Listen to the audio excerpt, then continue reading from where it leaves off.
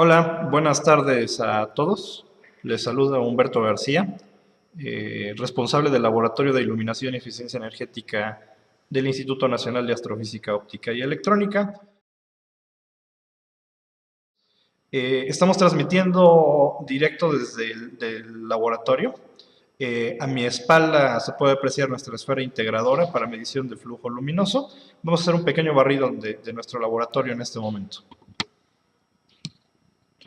Esa es nuestra cámara de choque térmico para pruebas de componentes, de integridad de componentes. La idea es que podamos verificar la calidad de los materiales sometiéndolos a choque térmico de 50 grados centígrados a menos 10 grados centígrados. Es un choque de 60 grados centígrados por periodos de 1 hora. Otro de nuestros bancos es el banco de sobretensiones transitorias, que es el que se muestra ahí, que nos permite crear un pico de tensión y corriente eléctrica en lámparas y luminarias, también para verificar la calidad de sus componentes. Y el cuarto banco que podemos observar es el que se muestra justo en pantalla, no se aprecia del todo bien, pero los anaqueles que se ven en la parte posterior almacenan lámparas y la idea es que ahí se realicen pruebas de ciclo de conmutación, es decir, son pruebas de encendido y apagado, son pruebas de envejecimiento para n ciclos de acuerdo al periodo de vida de las luminarias. Contamos con otro banco de pruebas más que no está en esta área, es un fotogoniómetro de celda móvil, de doble celda móvil, que nos permite obtener curvas de distribución luminosa. Bueno, el objetivo de esta charla es platicarles sobre un curso de diseño de sistemas de iluminación. Este lo vamos a tomar como la introducción, de hecho es como si fuera el resumen de todo el curso. Y la idea es que ustedes puedan tener un panorama general de lo que aprenderían a detalle en nuestra capacitación. Entonces, se va a estar proyectando una presentación en este momento. Comenzamos. El curso que estamos proponiendo para ustedes se llama Diseño y Evaluación de Sistemas de Iluminación. Tiene un enfoque más hacia interiores, aunque no descartamos la parte de iluminación en exteriores, particularmente vialidades. Antes de comenzar, pues vamos a platicar sobre qué es el INAOE. Somos un centro público de investigación que pertenece al Consejo Nacional de Ciencia y Tecnología, el CONACYT. Este consejo está conformado por 27 centros en las áreas de ciencias exactas, tecnología, ciencias sociales y humanidades. Los procesos fundamentales del INAOE son la investigación científica básica y aplicada, la formación especializada de capital humano.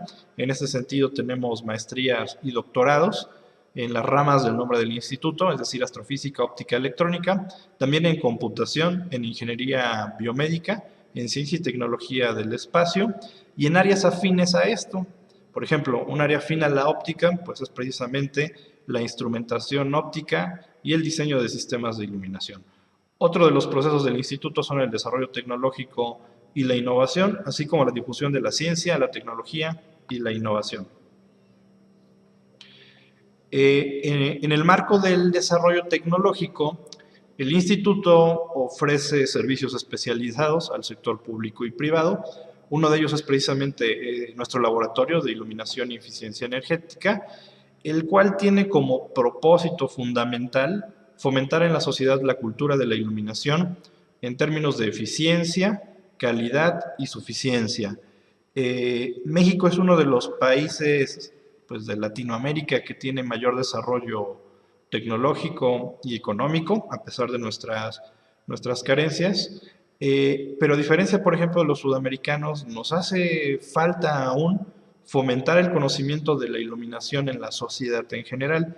Y el propósito de nuestro laboratorio es precisamente eso, fomentar esa cultura, procurando pues, la eficiencia energética, la calidad de la iluminación y que ésta sea suficiente para realizar la tarea visual. Los servicios que ofrece nuestro laboratorio son ensayos de 3 tipos, ciclo de choque térmico, con la cámara que hace un momento les mostramos, ensayos de ciclo de conmutación que se realiza cada 30 segundos, pero la prueba es configurable, pues está totalmente automatizada.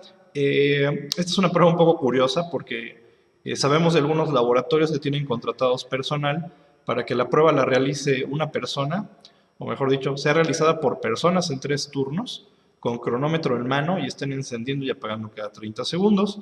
En nuestro caso, nuestro banco de pruebas está totalmente automatizado para el ensayo. También contamos con el banco de sobretensiones transitorias que ya había comentado. Respecto a la parte de mediciones, realizamos toda la medición de variables espectrofotométricas, de variables eléctricas y de distribución de intensidad luminosa a través de 2 bancos de prueba, que son la esfera integradora, que como comenté tengo a mi espalda, es una esfera hueca con un blanco de alta reflexión, 3 metros de diámetro, y contamos con otro equipo que es un fotogoniómetro de celda móvil, que más adelante explicaré, con un brazo de 6 metros que nos permite obtener curvas de distribución luminosa.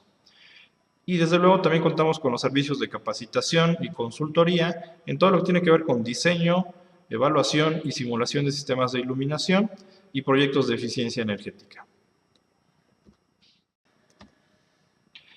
¿Qué vamos a platicar? Una pequeña introducción a la luminotecnia, que básicamente es la técnica para hacer iluminación. Platicaremos sobre diseño de sistemas de iluminación, generalidades de iluminación en exteriores, evaluación de sistemas de iluminación y pues a veces un tema que se deja un poquito de lado, pero es importante, la gestión o la administración del proyecto de diseño. Cómo llevar a buen término un proyecto. La idea del curso, como tal en lo global, pues es que quienes lo tomen adquieran conocimientos generales de lo que es la luminotecnia o del diseño de los sistemas de iluminación para poder calcular, simular y evaluar las condiciones de luz en espacios interiores y en exteriores, incluyendo los elementos y materiales que intervienen en su aplicación. Esto es porque la iluminación no solo es lámparas o luminarios que emiten luz, ¿no? Hay que evaluar todo el componente o todos los componentes que integran el concepto de la luz. Estos componentes pues son el tecnológico, el estético y el económico. Entonces, esas 3 esferas tienen que tomarse en cuenta. Bueno, pues empezamos a platicar sobre la luz y el color, sobre las unidades de medida y sobre fuentes de luz artificial. A menudo, pues, o mejor dicho, la mayor cantidad de información que el ser humano percibe, o se dice que el 90% de la información que el ser humano percibe de su entorno es a través del ojo. La manera en que el ojo percibe, pues, es a través de la luz. Y deberíamos preguntarnos qué es la luz. Y en realidad la luz, pues, es una radiación electromagnética que va desde los rayos gamma hasta las ondas de radio.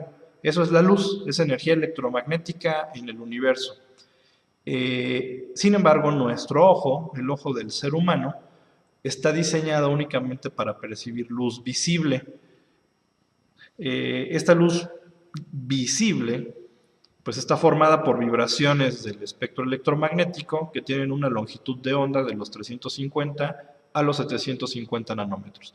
Es decir, las vibraciones en este rango, 350 a 750 nanómetros, son las únicas que pueden ser percibidas por nuestro ojo. Esto es, que son capaces de estimular la retina del ojo y que nos permiten, por lo tanto, la percepción de los colores.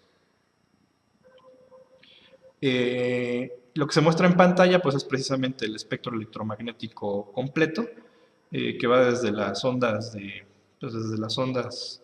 radio hasta las ondas de muy alta frecuencia.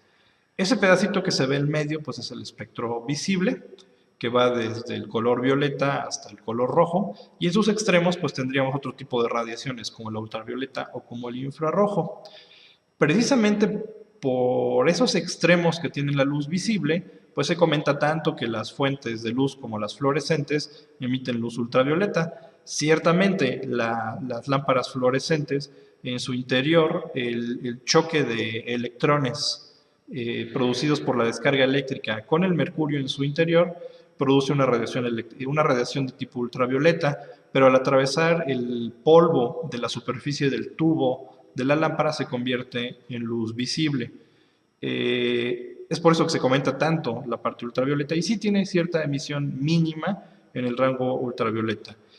Y hacia el otro lado, el infrarrojo, pues es calor. Todos sabemos que las fuentes de luz artificial, las lámparas, pues emiten calor y eso es lo que corresponde a la radiación en el infrarrojo. Entonces son muy cercanas precisamente a lo que percibe nuestro ojo. Bueno, en pantalla ven otro ejemplo, la parte de la luz visible. Adelante. El ojo humano no percibe la luz en la misma magnitud. Lo que se muestra en pantalla son las curvas de percepción del ojo humano.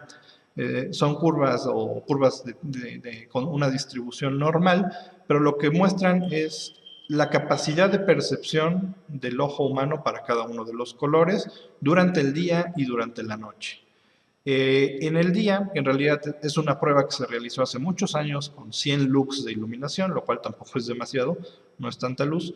En esa prueba estadística, pues se colocó a algunas personas a que identificaran los colores que percibían bajo esas condiciones.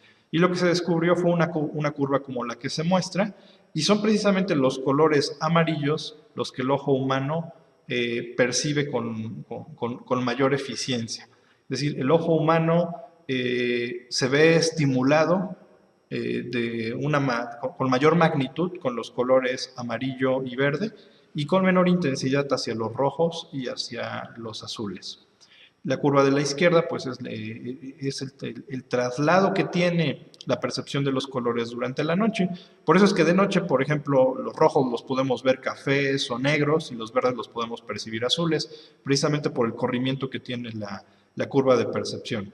La curva de la derecha, bueno, en realidad los dos cuadros son la misma curva, una se muestra con color, la otra sin color. La que corresponde al día se conoce como curva fotópica. Esta curva es muy importante en diseño, por ejemplo, de instrumentos, porque los luxómetros, es decir, los instrumentos que se usan para medir la luz, se calibran usando precisamente estas curvas, las curvas de detección fotópica. Ahí nuevamente tenemos el espectro electromagnético y bueno, podemos ver los diferentes colores. ¿Por qué platicarles tanto del espectro electromagnético? Pues en primer lugar porque es la forma en la que el ojo percibe y en segundo lugar porque las fuentes de luz artificial, al realizarles una prueba espectral en esfera integradora, podemos determinar la cantidad o la magnitud de cada color que emite del espectro. Las lámparas no emiten la misma cantidad de luz del espectro. Se dice que la suma de todos los colores es el blanco. Bueno, no se dice, de hecho lo es. La suma de todos los colores es el blanco. Entonces, cuando tenemos una fuente de luz artificial que emite luz blanca, no necesariamente quiere decir que emite la misma cantidad o la misma magnitud de luz del espectro electromagnético. Lo que tiene son ciertas pinceladas o ciertos pulsos del espectro y la suma de esos pulsos integrada o promediada por el ojo, permiten la percepción del blanco. Lo comentaremos más adelante en lo que tiene que ver con espectro de emisión de fuentes de luz. Una vez que platicamos qué es la luz y qué hay sobre los colores, algo que siempre surge es cómo lo vamos a medir. Entonces, para medir la luz empleamos 4 unidades de medida, que son las que se encuentran en pantalla. Para esto la recomendación pues, es que revisen la norma oficial mexicana 008 de la CECOFI. Esta es la norma relativa al sistema de unidades y medidas para los Estados Unidos mexicanos. En esta norma pues establecen todas las unidades de medida, incluidas las de aplicación para la iluminación. En el caso de la luz tenemos 3 unidades fundamentales. Una es la candela, que es la unidad de medida de la intensidad luminosa, el lumen, que es la unidad de medida del flujo o potencia luminosa, y el lux, que es la medida de la iluminación o iluminancia producida. Puede haber un poco de confusión entre qué es la candela, qué es el lumen y qué es el lux. En la siguiente diapositiva lo explico. Finalmente, la potencia, pues es en realidad una unidad de transformación del flujo luminoso. El flujo luminoso es la potencia de luz, es decir, los lúmenes son la potencia de flujo luminoso, que podemos transformar en potencia o energía expresada en watts o vatios. La figura que se ve en este momento en pantalla nos permite definir cómo se relacionan nuestras variables. Imaginen que tienen una esfera hueca de un metro de radio y que en esa esfera hueca, justo al centro, introducimos una fuente de luz, que puede ser una vela, por ejemplo, y sabemos que esa fuente de luz emite una candela. Esa es la hipótesis. Asumimos que emite una candela de intensidad luminosa en todas direcciones. Si yo corto un cono de 57.3 grados, lo que sería un estereoradián, si corto un cono a esa esfera, que es como el que se muestra en pantalla, la cantidad de radiación luminosa dentro del cono va a ser exactamente un lumen. Y si a la tapa, si yo colocara un medidor en la tapa de ese cono, un medidor de lux, es decir, un luxómetro, el medidor mediría exactamente un lux. Entonces, esa es la relación básica entre las tres unidades de medida. La intensidad luminosa es como la fuerza con la que se emite la luz. El flujo luminoso es la radiación total emitida, que se puede ver como la potencia. Y finalmente, la iluminación es lo que baña los cuerpos y es lo que percibe el ojo humano. Si hiciéramos una analogía con una regadera, por ejemplo, con la regadera de la ducha, al abrir la llave, la fuerza con la que sale cada uno de los hilos de agua sería la intensidad luminosa. Supongamos que el agua que emana de la regadera es luz, la fuerza de cada hilo de agua sería la intensidad luminosa. La cantidad total de agua que sale por segundo de la regadera sería el flujo luminoso o los lúmenes, y finalmente la mancha de agua que dejan en el piso sería la iluminación o los luxes que puedo medir. Es una analogía para tratar de comprender la relación entre estas unidades, y este es uno de los conceptos más importantes a comprender. Típicamente, no sé si les ha ocurrido, pero se suele confundir mucho pues que necesito 300 lúmenes de iluminación en un espacio. Pues en realidad no son 300 lúmenes, a lo mejor lo que requerimos son 300 luxes. Entonces es importante conocer la diferencia entre cada una de las unidades para poder hacer una selección adecuada de los equipos y un diseño correcto del sistema de iluminación. ¿Cómo podemos medir estas unidades? Bueno, el único instrumento de medida que existe en la iluminación pues es el luxómetro, es decir, el instrumento que nos permite medir la cantidad de fotones que son impactados en una superficie. El luxómetro lo que mide pues son precisamente luxes, y a través de algunas transformaciones aritméticas podemos obtener la intensidad luminosa y el flujo luminoso, que es la potencia total. Para medir, por ejemplo, el comportamiento de una fuente de luz artificial ocupamos un fotogoniómetro o fotómetro de celda móvil, y para medir el flujo luminoso total de una fuente de luz utilizamos una esfera integradora o esfera de Ulbricht. Pero estos dos instrumentos, tanto el fotogoniómetro como la esfera, emplean un luxómetro como principal instrumento de medición. Aquí tenemos algunos ejemplos. En la parte superior izquierda se observa un fotogoniómetro o fotómetro de celda móvil, que es un brazo móvil que gira alrededor de una luminaria o lámpara en un cuarto oscuro para evitar reflejos, y el objetivo es percibir la luz que emite en cada posición angular la lámpara o la luminaria. En la figura del centro se observa un luxómetro. Del lado derecho es un wattmetro, un medidor de potencia eléctrica, y en la parte inferior derecha lo que tenemos es una esfera integradora, lo que nos permite determinar el flujo luminoso o potencia luminosa total de una lámpara. Este es el ejemplo de cómo funciona un fotogoniómetro. Tenemos una fuente de luz al centro de un eje, a su alrededor se mueve un brazo, y ese brazo va tomando mediciones de iluminancia. Esta iluminancia la podemos transformar a través de la distancia en intensidad luminosa y obtenemos una curva de comportamiento característica de esa fuente. Del lado izquierdo pues está otro ejemplo, ¿no? Es un brazo móvil que tiene el objetivo de medir el comportamiento en el espacio de la luz emitida por una luminaria. En efecto, este comportamiento de las lámparas o luminarias se denomina curva de distribución luminosa y básicamente es la representación gráfica del comportamiento espacial de una fuente de luz. Por ejemplo, la curva que apareció es la que corresponde a una lámpara incandescente común. Como podrán observar, emite mayor cantidad de luz hacia los 25 grados, considerando 0 grados justo debajo de la luminaria, y emite menor cantidad de luz justo por encima de la misma lámpara.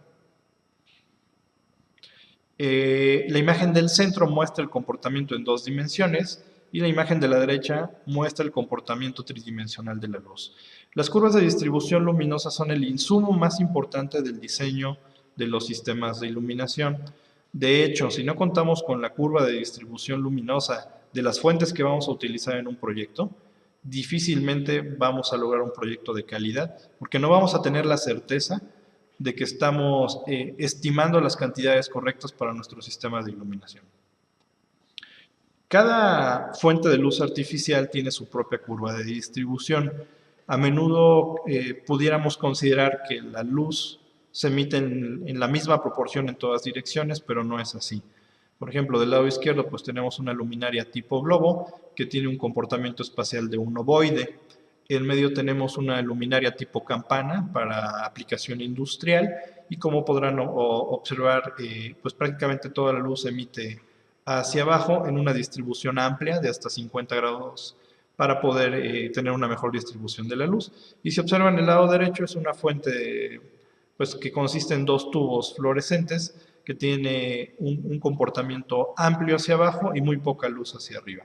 Son las típicas luminarias que se ocupan en oficinas. Esta ley de fotometría establece que la iluminación, denotada por E, es igual a la intensidad luminosa entre la distancia al cuadrado por el coseno del ángulo o por el coseno del ángulo de la inclinación en el que llega el haz de luz.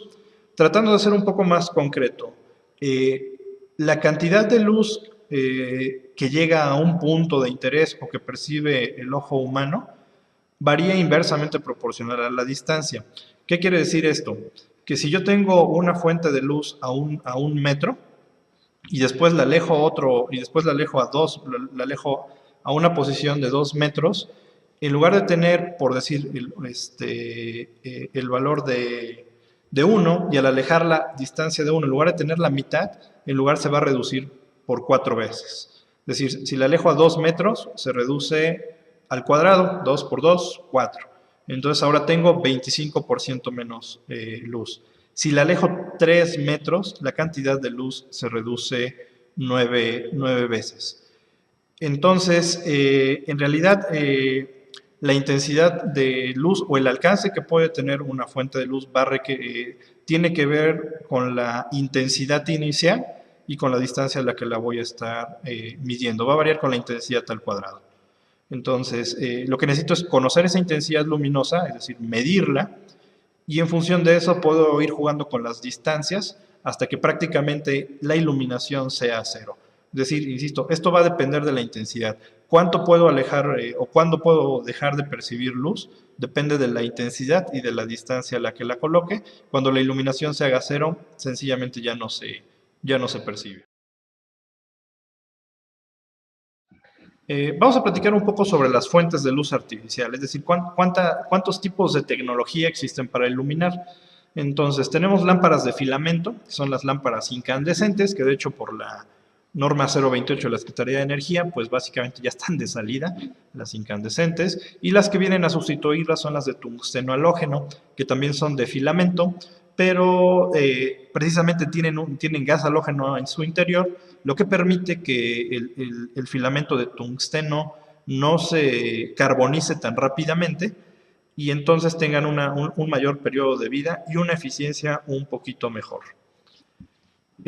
Otro tipo de lámparas son las de descarga. Aquí caen muchas de las que actualmente se están ocupando. Entonces tenemos lámparas fluorescentes, lámparas de vapor de sodio de alta y baja presión. Estas son pues aquellas viejas lámparas que se usaban en las avenidas, esas de color anaranjado. También tenemos de vapor de mercurio, que son lámparas que emiten una luz un tanto verdosa. Estas en particular ya casi no se usan. Y tenemos las de vapor de mercurio de aditivos metálicos, que son las lámparas tipo reflector que se usan, por ejemplo, en los estadios. Esta es la tecnología de iluminación hasta el momento que ofrece un mayor rendimiento, un mayor equilibrio entre rendimiento luminoso y potencia luminosa. De hecho, pues si se van a alguno de los estadios, a Luis Pirata Fuentes, al Estadio Azteca, los reflectores que se tienen en las partes altas de los estadios, pues son precisamente vapor de mercurio de aditivos metálicos de 1000 watts, que tienen una muy alta potencia luminosa.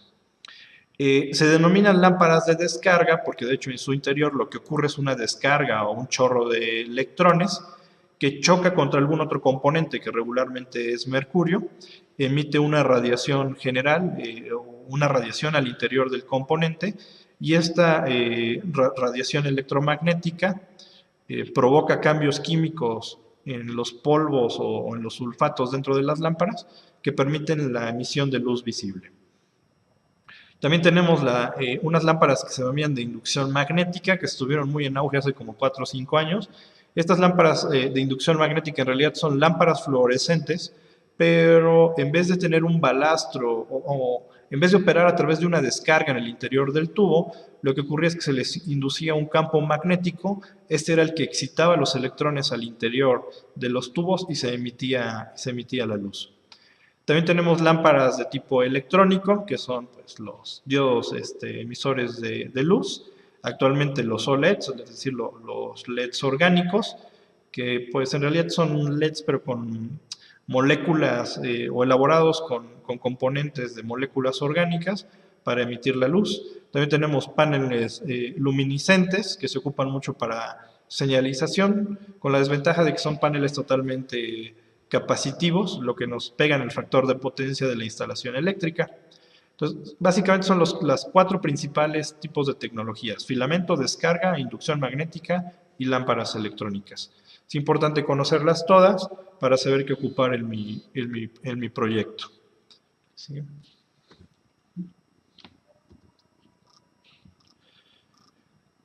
Bueno, aquí precisamente se muestra cómo funciona una lámpara de inducción magnética. Como les comentaba, en lugar de generar una descarga, lo que se genera es un campo electromagnético de alta frecuencia a través de una bobina que excita al interior del tubo componentes de mercurio. Los electrones empiezan a brincar por todos lados en el interior del tubo, chocan entre sí, estos choques liberan energía y esta energía al atravesar el tubo produce luz visible. En los tubos fluorescentes, de hecho, la temperatura del color, es decir, frío o cálido, depende precisamente del sulfato que se ocupe en la cubierta del tubo.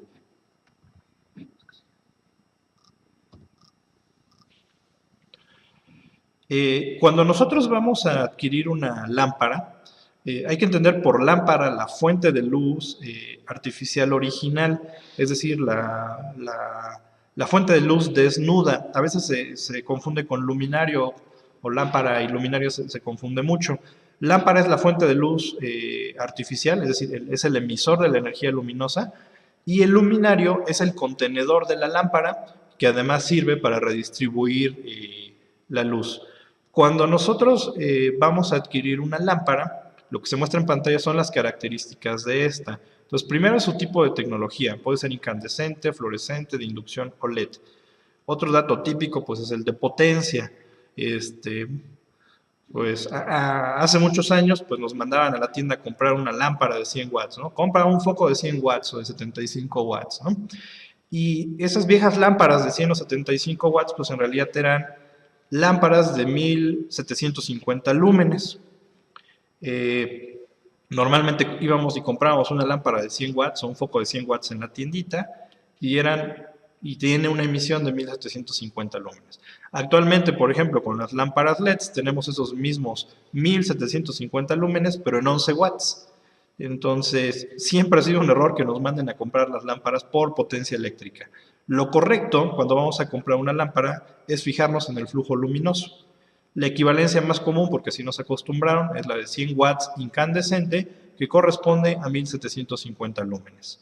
Otro valor importante a tener en cuenta en las lámparas es su vida media. Es decir, cada producto tiene una esperanza de vida indicada por el fabricante. También necesitamos conocer su rendimiento o eficiencia. Por ejemplo, una lámpara incandescente común tiene una eficiencia de 2%. Esto quiere decir que solo el 2% de la energía eléctrica que consume esa lámpara se convierte en luz. El resto se convierte en calor o en algún otro tipo de radiación. Actualmente las mayores eficiencias andan por el 14 o 15% y son de los LEDs.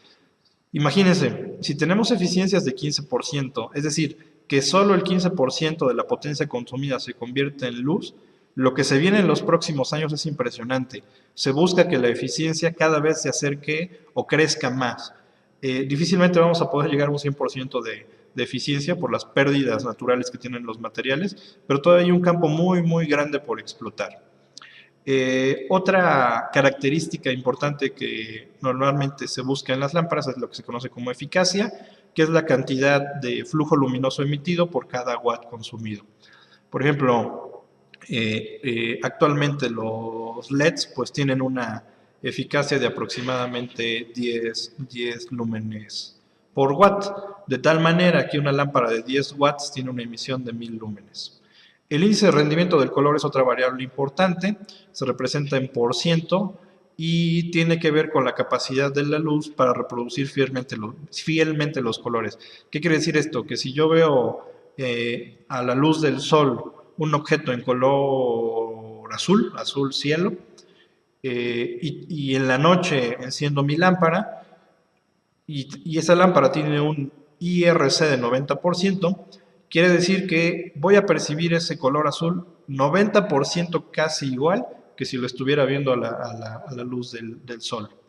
La temperatura del color expresada en grados Kelvin pues me dice si la emisión de la fuente de luz es cálida, es neutra o es fría. Cuando hablamos de que es fría es que tiene un ligero tono azulado, si hablamos de que es cálida tiene un ligero tono amarillento o incluso anaranjado.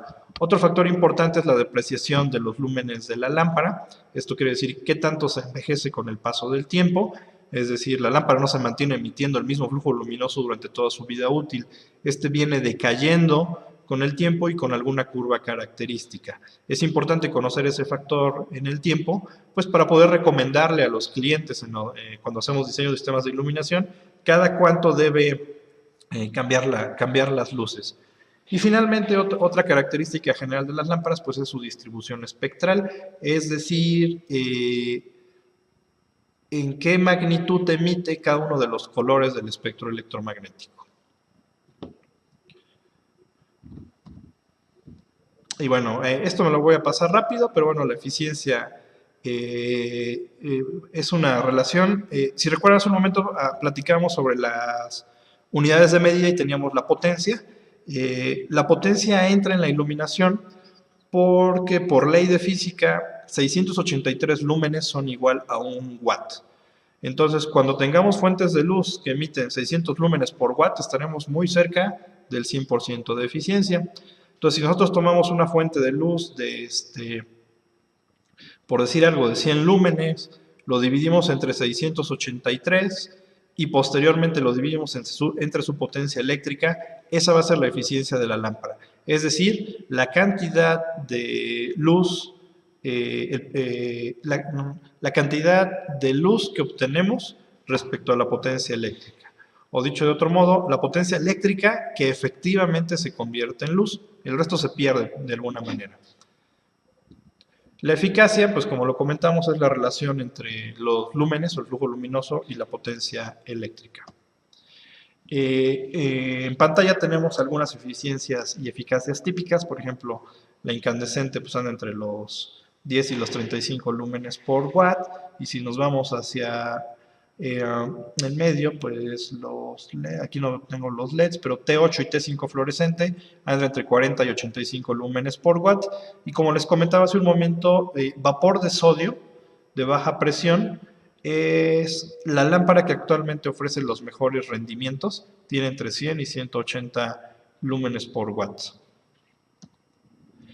El IRC, como les comentaba, pues es la forma en la que la fuente de luz es capaz de reproducir los colores. Lo que tienen en pantalla es un ejemplo de dos tablillas de colores que son exactamente la misma tablilla, solo que la tablilla de la izquierda está iluminada con una lámpara de vapor de sodio de alta presión y la tablilla de la derecha está iluminada con una lámpara incandescente.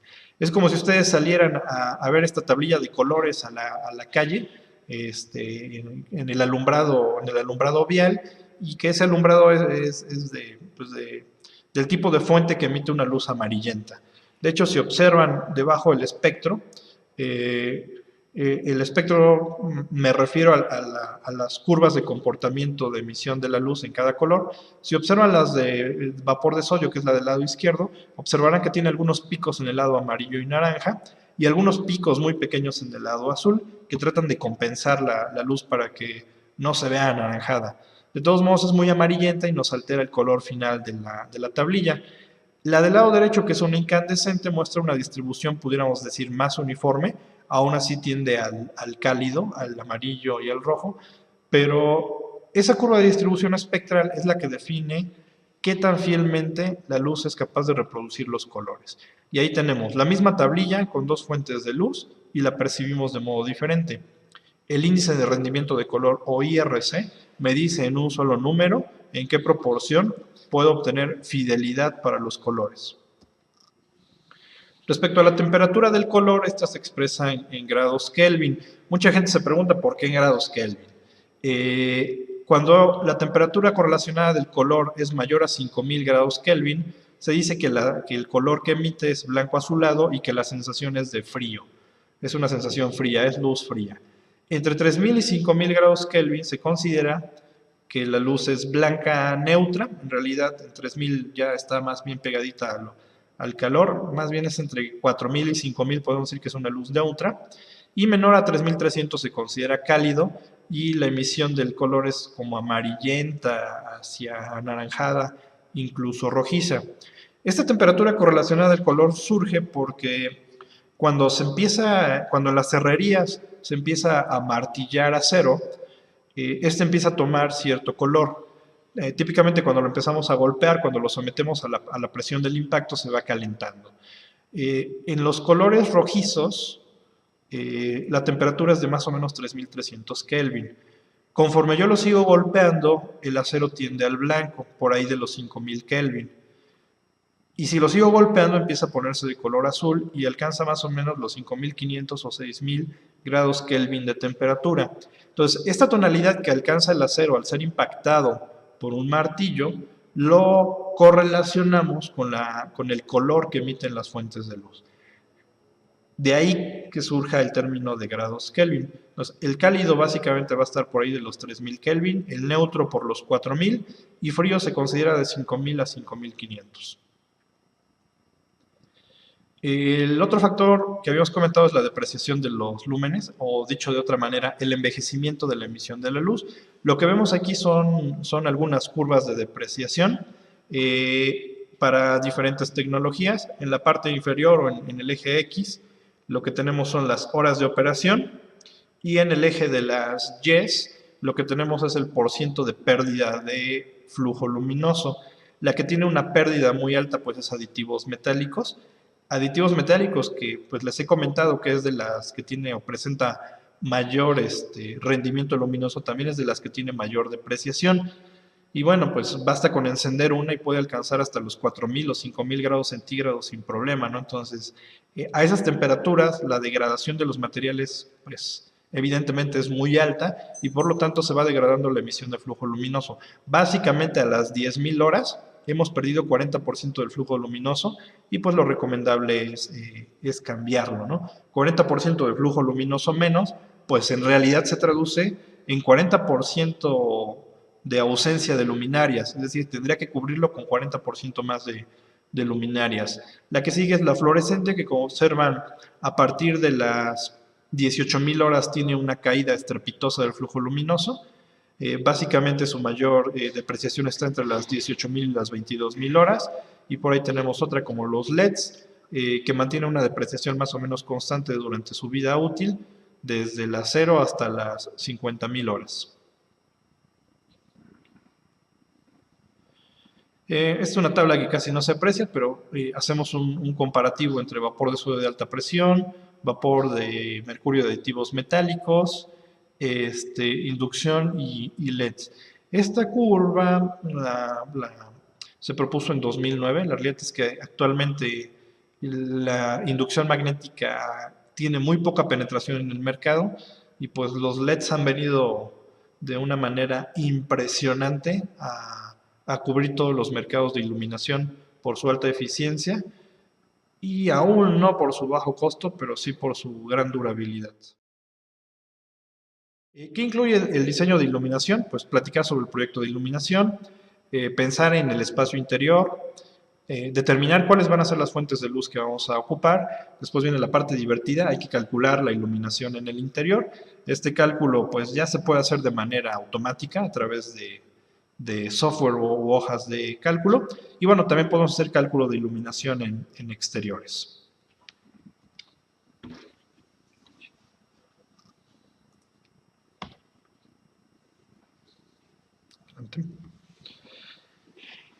Bien, cuando van a realizar un proyecto de diseño de iluminación, tienen que considerar aspectos globales. Lo primero son las dimensiones y los acabados del espacio. No es lo mismo iluminar unas oficinas, creo que es por sentido común, no es lo mismo iluminar unas oficinas que iluminar una gran nave industrial. ¿En qué difieren unas oficinas y una nave industrial? Definitivamente en las dimensiones, ¿no? Las oficinas son más chicas, con techos muy bajos. Las naves industriales pues tienen techos muy elevados y, y también los colores, tanto en oficinas como en industrias, varían. Entonces, respecto a las dimensiones, pues hay que tener en cuenta largo, ancho y alto, lo básico. También hay que tener en cuenta a qué altura se realiza el trabajo, es decir, a qué altura la gente centra su vista para realizar alguna tarea. A eso le llamamos tarea visual. Hay que distinguir qué actividades se realizan. Esto es muy importante. Los niveles de iluminación dependen de la rapidez y precisión con la que se va a realizar una tarea. No es lo mismo iluminar una oficina donde se trabaja o donde se realiza trabajo en computadora a iluminar, por ejemplo, un quirófano. Pueden tener las mismas dimensiones, pero las necesidades de luz, las necesidades, mejor dicho, propias de la tarea de rapidez y precisión son muy diferentes y por lo tanto la luz también, la cantidad de luz necesaria también va a cambiar. Y desde luego pues hay que saber cómo se distribuye el trabajo en el espacio.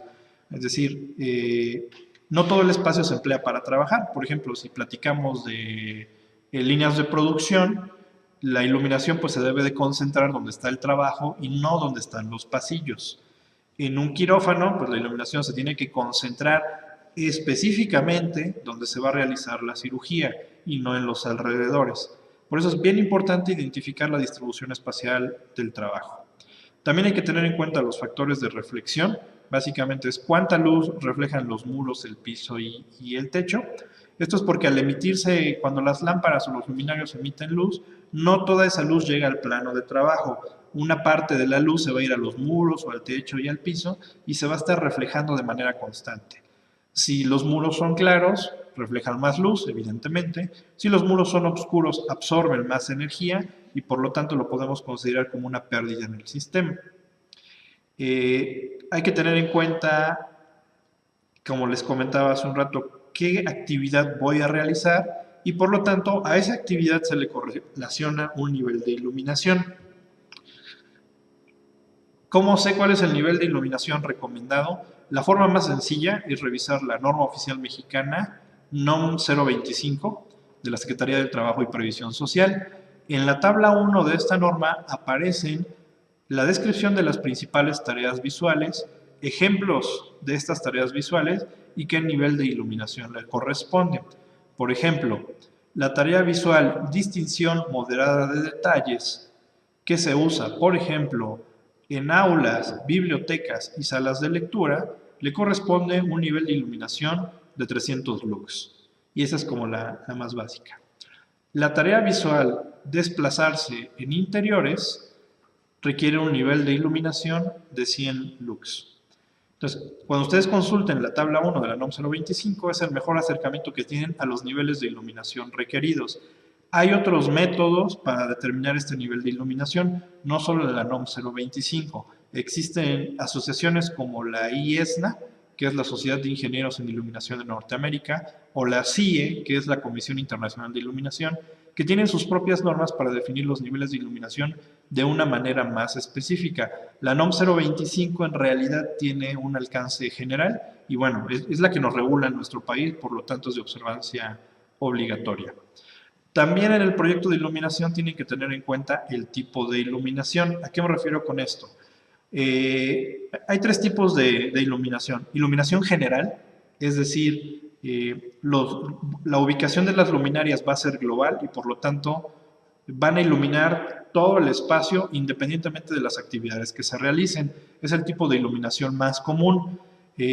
Su principal ventaja pues es que es muy cómoda, muy fácil de diseñar, muy fácil de instalar y muy fácil de controlar. Con la desventaja de que mantengo el mismo nivel de iluminación en todos los espacios. Entonces puedo tener pasillos exageradamente iluminados, tanto como la línea de producción. Otro tipo de iluminación es la localizada. ¿Qué quiere decir esto? Que únicamente en el espacio de trabajo, o que únicamente el espacio de trabajo es lo que voy a iluminar. Esto se llama iluminación localizada. Algunos le llaman iluminación de acento. Por ejemplo, en museos, para iluminar esculturas o pinturas, ocupamos iluminación localizada o iluminación de acento. Y el tercer tipo de iluminación es el que se conoce como general localizado o tipo display. General localizado quiere decir que tengo iluminación general, pero también tengo iluminación específica para las áreas donde se realiza la tarea visual con mayor precisión. De acuerdo al tipo de iluminación, a las dimensiones, a las tareas visuales, yo voy a elegir la lámpara y la luminaria que requiero. Algo que no estoy diciendo aquí, que me estoy saltando de alguna manera, es que además de estas consideraciones hay que tener en cuenta la parte estética y la parte económica. Hay productos muy bonitos, de muy buena calidad, pero son muy costosos. Entonces, encarecen el proyecto y lo hacen inviable. Y también hay que tener en cuenta el lugar que voy a iluminar. Insisto, no es lo mismo iluminar una nave industrial que una oficina, que una iglesia, que una sala de arte. Es muy importante tener en cuenta la arquitectura del espacio, su valor histórico, la estética del lugar, para que las lámparas y luminarias que yo elija no distorsionen con el entorno. Es aquí donde la iluminación deja de ser ciencia o de ser ingeniería y se convierte en arte. Y es por eso que en la iluminación convergen varias disciplinas: la ingeniería, la arquitectura y el diseño. Y el concepto integral del proyecto de iluminación debe incluir de preferencia a todas las partes. Finalmente, el proyecto de iluminación concluye pues, con la determinación del número de luminarias que voy a utilizar y su distribución, que es la pregunta que me hacían hace un momento. Para llegar entonces a esto, pues tengo que haber realizado un análisis de dimensiones y acabados, un análisis de las actividades y su distribución espacial, un análisis de las tareas visuales y los niveles de iluminación que requiero y la identificación de la lámpara iluminaria que voy a utilizar. Típicamente aquí incluye un catálogo de un proyecto. Si cuando yo tengo un proyecto, pues debe llevar una portada, debe de llevar la descripción del sistema de iluminación, esto es, el espacio que voy a iluminar, dimensiones y acabados, qué actividades se realizan ahí a través de tareas visuales y niveles de iluminación, indicar qué luminaria voy a utilizar, debo de justificar el uso de la luminaria en función de lo que les comentaba: valor histórico, estética, distribución arquitectónica, eficiencia energética y desde luego la parte fotométrica. Hay que incluir las fotometrías de la luminaria. Las fotometrías son sus características técnicas y sus curvas de distribución luminosa. Insisto en la curva de distribución luminosa. Si no se tiene, prácticamente no se puede realizar un proyecto confiable. Y si ustedes van a adquirir productos que no tienen curvas de distribución luminosa, deben de dudar de la calidad del producto o deben de dudar de la calidad del vendedor. El catálogo también debe de incluir los factores de depreciación. Hay dos tipos de factores de depreciación, uno ya lo comentamos, es el de envejecimiento propio de la luminaria, pero hay otro que depende de la cantidad de suciedad del espacio. Si ustedes se van, al ratito que se vayan a su casa, le pasan el dedo a las lámparas que tienen en su sala, en su comedor, en su cocina, casi puedo asegurar que la mayoría se va a empolvar el dedo, ¿no? Esta depreciación se conoce como depreciación por polvo y es por acumulación de suciedad en la lámpara. Cuando hablamos de darle mantenimiento a un sistema de iluminación, el único mantenimiento que se le puede dar es la limpieza. Hay que limpiarlo de manera frecuente. Yo les preguntaría a ustedes, para que hagan la reflexión personal, en casa, realmente, ¿cuántos de ustedes limpian a menudo las lámparas o las luminarias? Incluso yo, como especialista, no las limpio. Puede pasar mucho tiempo y ahí se queda, ¿no? Es muy cómodo, ¿no? Pero es importante hacerlo para no perder flujo luminoso. También hay que incluir el diseño del sistema de iluminación. Esto ya es la parte de cómo voy a distribuir las luminarias. Para saber cómo distribuirlas, primero necesito saber cuántas voy a ocupar, hay que calcularlo y después correr una simulación del sistema. Esto se puede hacer con algunos softwares por computadora que son muy útiles y relativamente muy sencillos de utilizar. Hay que dedicarles tiempo nada más. Hay que obtener indicadores de calidad y cantidad de luz para validar que cumplimos o que tenemos conformidad respecto a las normas. Y si se requiere, hay que calcular el consumo de energía eléctrica y su costo. El fideicomiso para el ahorro de energía, por ejemplo, ofrece muy buenos financiamientos para proyectos de eficiencia energética, particularmente para iluminación, aire acondicionado, materiales térmicos. En iluminación, pues lo que hay que hacer es presentar un proyecto de análisis de la situación actual, un proyecto de iluminación de mejora, calcular el consumo de energía eléctrica para determinar los ahorros de energía y por lo tanto los ahorros económicos y con esto pues ir subsanando el costo o la inversión inicial. Y finalmente pues evalúo o muestro la evaluación de la conformidad de las normas. Cuando se hace un proyecto de iluminación, este es el paquete o lo que hay que entregar en el catálogo del proyecto. Les comentaba sobre los softwares. ¿Qué herramientas computacionales existen en el mercado? Es decir, si ustedes se meten al Google y le dicen simulación de iluminación o simulación de sistemas de iluminación, lo primero que les va a aparecer es el software Dialux, quizá algunos lo conozcan. El software Dialux es desarrollado por el laboratorio Dial en Alemania. Yo me atrevo a decir que es el software de diseño de sistemas de iluminación más importante del mundo, porque es libre, lo podemos descargar de manera gratuita y es muy sencillo de utilizar. Nos permite realizar diseños tridimensionales y pues aquí lo importante es que ustedes acerquen a sus clientes pues la ciencia y el arte de la iluminación y una manera de hacerlo pues es precisamente el diseño tridimensional. Otro software, por ejemplo, son Relux Pro, que es muy parecido a Dialux, también no tiene costo, este es suizo. Está Visual Lighting, que es del grupo Litonia Lighting, tiene un costo de $150. Está Luxicon de Cooper Cross Heinz, cuesta $200. Uno muy bueno que usan diferentes diseñadores es el AG32, es muy buen software, solo que cuesta $895, hay que hacer una buena inversión. También tenemos Autolux de $979, Litstar 4D. Este software y el que sigue, Inspired Lighting Design, son softwares más orientados a diseño óptico desde una perspectiva científica. Aún así, nos sirven para hacer diseño de sistemas de iluminación, pero pues su costo cae en lo prohibitivo, ¿no? $2,000 y $4,000 para un software, pues realmente es caro, ¿no? El espacio interior, como comentaba, lo típico es largo, ancho y alto, pero hay que tener en cuenta las dimensiones luminotécnicas. Estas básicamente son tres. El plano de trabajo, que es la altura del piso hasta donde se realiza la tarea visual, por ejemplo, un escritorio.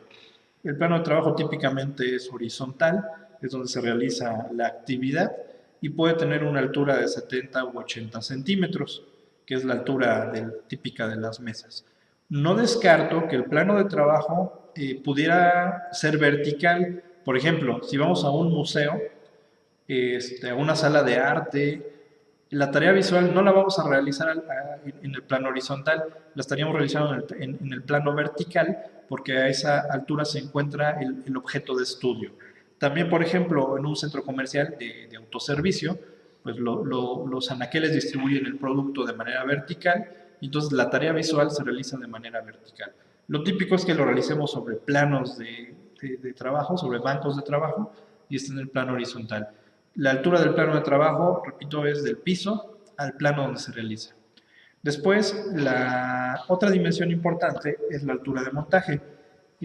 A veces se confunde que la altura de montaje es la longitud que va desde el piso hasta la luminaria. En realidad no, la altura de montaje es la longitud del plano de trabajo al plano de las luminarias. El plano de las luminarias pues es la longitud del techo hasta donde se encuentran suspendidas las luminarias. Hay muchos casos donde el plano de luminarias prácticamente es el techo, o sea, no existe porque la luminaria está adosada en un plafón, por ejemplo.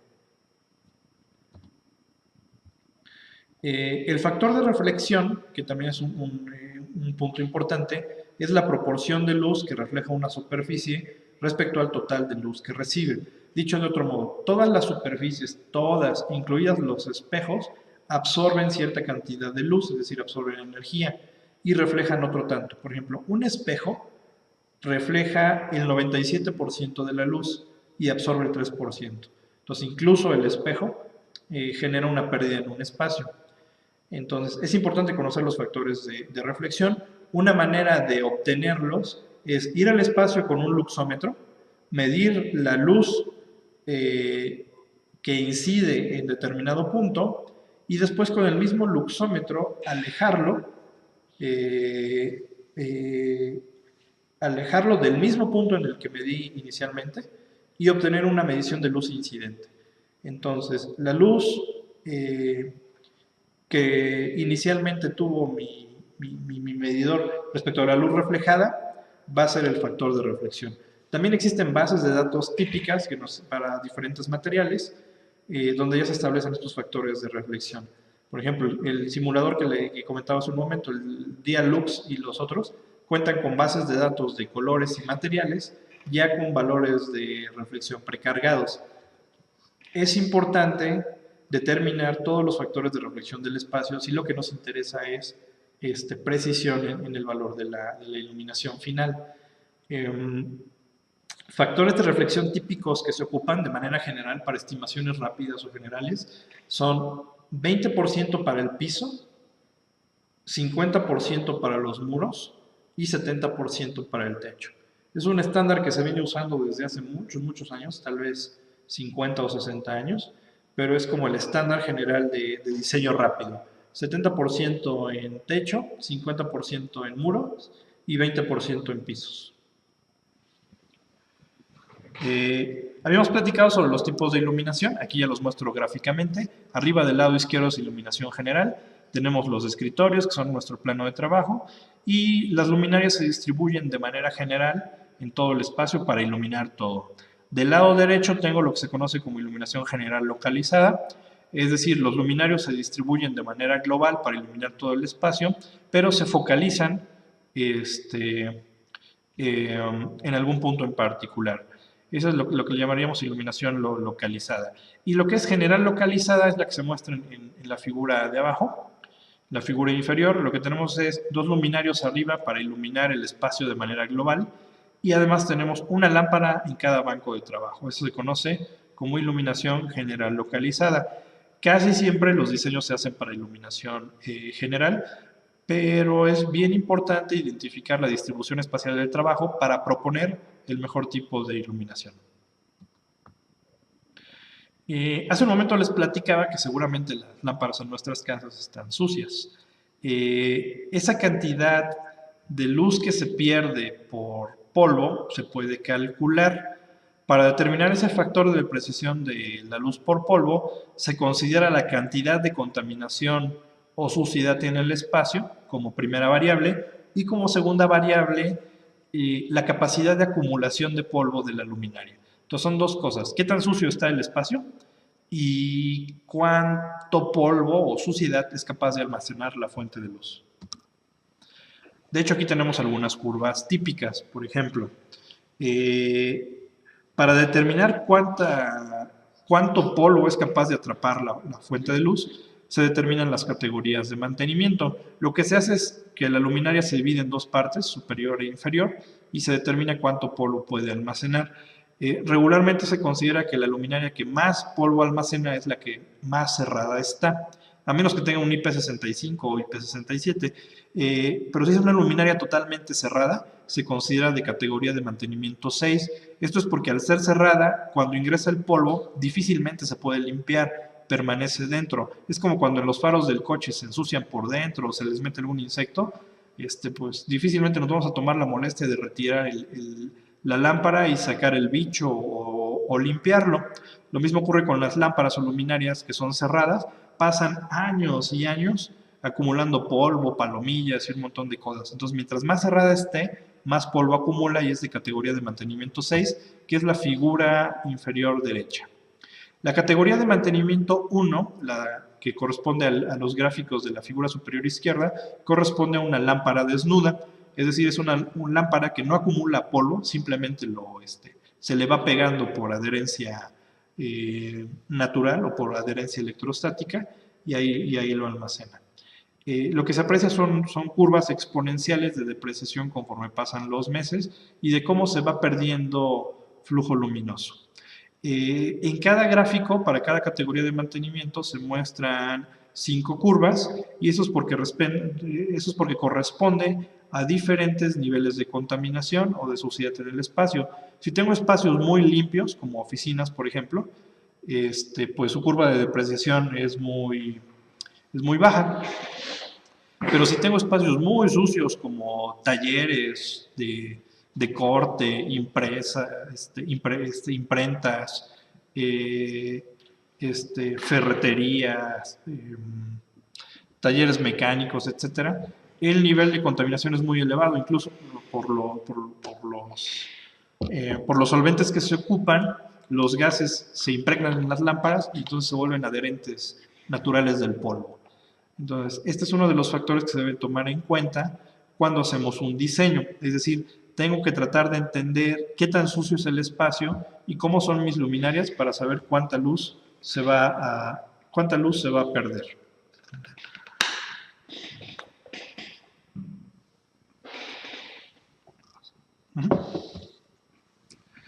Adelante, respecto a las fuentes de luz, pues les comentaba, la lámpara es la fuente de iluminación natural y la luminaria es el elemento físico que permite redistribuir la luz. El ejemplo lo tenemos acá, observen. Al centro tenemos una lámpara de tipo bulbo, puede ser un incandescente, incluso una lámpara LED, y su curva de distribución luminosa es la que se muestra a la izquierda. Pero cuando esa lámpara la introduzco en una luminaria de seguridad, como la que se muestra abajo, que es una jaulita, su curva se transforma y se convierte en la curva que está del lado derecho. Entonces, la fuente de luz artificial original puede tener una distribución luminosa, pero al introducirla en la luminaria, su distribución luminosa cambia, es decir, se redistribuye la luz. La curva de distribución luminosa que debo tener en cuenta es la de la luminaria, no la de la lámpara.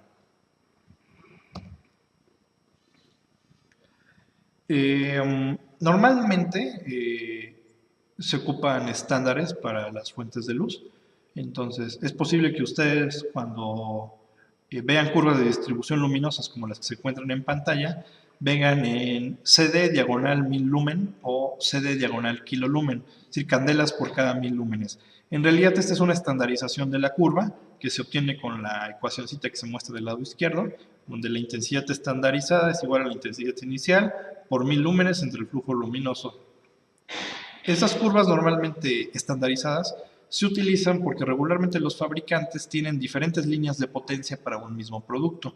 Entonces, por ejemplo, tienen luminarias de 1.2 metros, pero emplean tubos de 14, 25 y 30 watts y cada uno de ellos tiene un flujo luminoso diferente.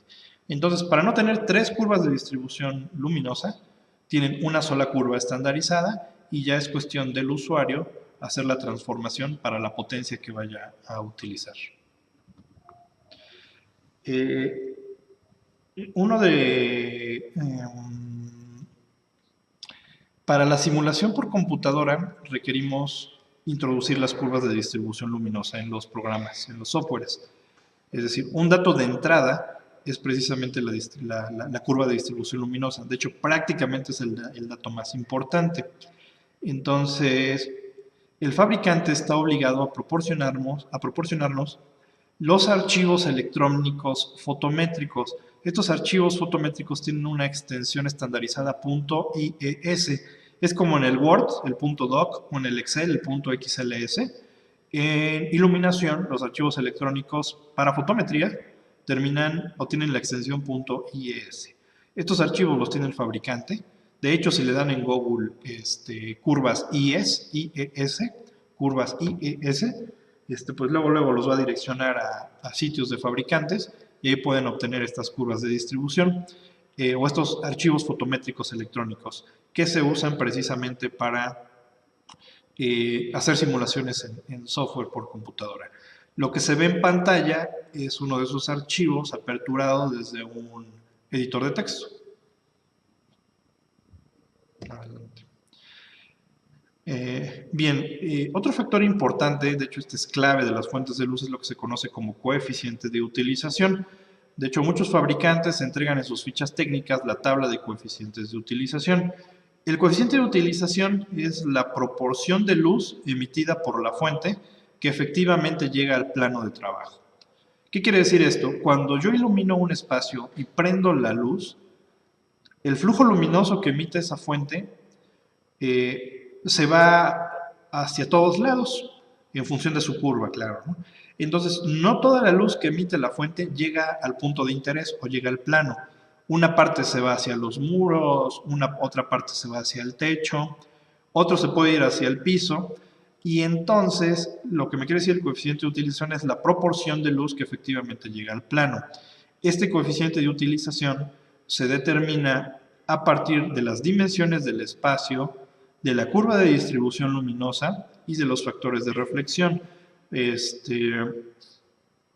Para calcularlo se requiere todo un proceso más o menos largo, pero ya existen diferentes programas de computadora y hojas de cálculo que nos permiten determinarlo.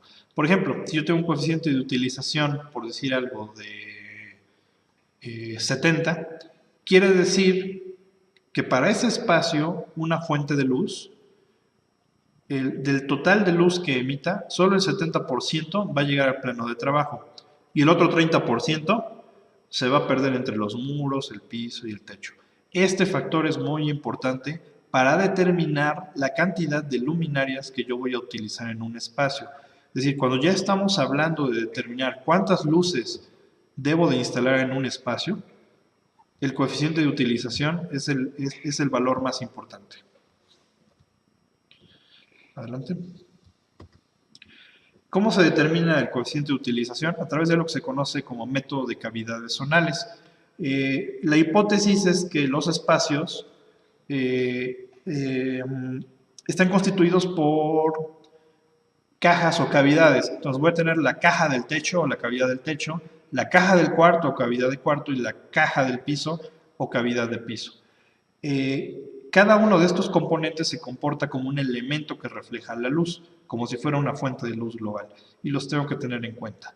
Abajo lo que se muestra es precisamente la ecuación para calcular el coeficiente de utilización y emplea, entre otras cosas, pues 2.5 veces el factor de reflexión de muros, por la componente directa 1, por la componente directa 3, por 1 menos la componente directa general, por el flujo luminoso hacia abajo.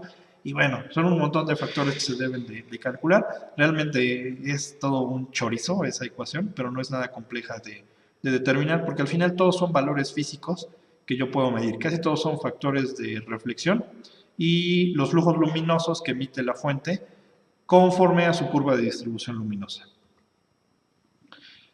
Como les decía, hay hojas de cálculo que ya determinan el coeficiente de utilización. Por ejemplo, la imagen que se muestra en pantalla es la curva de distribución luminosa para una lámpara, para una luminaria tipo globo. De hecho, la vimos al principio cuando mostré las curvas. Y lo que se muestra en estas tablas las entrega el fabricante. Lo que se muestra es la reflexión efectiva. Voy a ir abajo donde dice flujo base, construcción de la curva de distribución, es decir, a la tabla ya de números, y observará que dice PCC en la parte superior izquierda. Esa es la reflexión efectiva de la cavidad del techo. Y esa reflexión efectiva puede ser de 80, 70, 50, 30 o 10. Es decir, toda la caja del techo puede reflejar 80% de la luz o nada de la luz. El Rho o PW es la reflexión de los muros. Entonces puede ser de 50, de 30 o de 10. Y el RCR es la relación de cavidad de cuarto. Se realizan unas pequeñas operaciones respecto a las dimensiones y se obtiene una razón o una proporción que va de 0 a 10 dependiendo de las dimensiones del espacio. Entonces yo calculo esa relación de cavidad de cuarto, determino mi coeficiente de reflexión de la cavidad del techo y el de los muros, hago que coincidan los valores y encuentro el valor del coeficiente de utilización. La realidad es que ahorita me estoy yendo muy rápido. En un curso más detallado, más específico, podemos platicar sobre cómo se leen estas tablas. Realmente no es nada complejo, son fáciles de leer, pero ese numerito, el coeficiente de utilización, insisto, es el más importante para determinar cuántas luces voy a requerir en un espacio. Por tomar un ejemplo, el ejemplo extremo ya de la tabla de números de coeficientes de utilización, el primer número, el que se encuentra en la parte superior izquierda de esa tablota de números, es 0.87. Eso quiere decir que el coeficiente de 0.87 tiene una pérdida del 13% de la luz. Es decir, yo voy a meter mis luminarias, 10 luminarias, pero de esas 10 luminarias voy a perder el 13% de luz. Entonces tengo que considerar un 13% adicional de luminarios. Y si me voy al coeficiente de utilización bajísimo, que es el del otro extremo, que es de 0.06, ahí quiere decir que estoy perdiendo 94% de la luz. En ese caso no se recomienda poner esa luminaria, hay que buscar otra que me dé un mejor coeficiente de utilización. No es posible que yo adquiera un producto que va a tener una pérdida del 94%. Bien, otro factor importante a tener en cuenta ya en el diseño puntual del sistema es el factor de mantenimiento.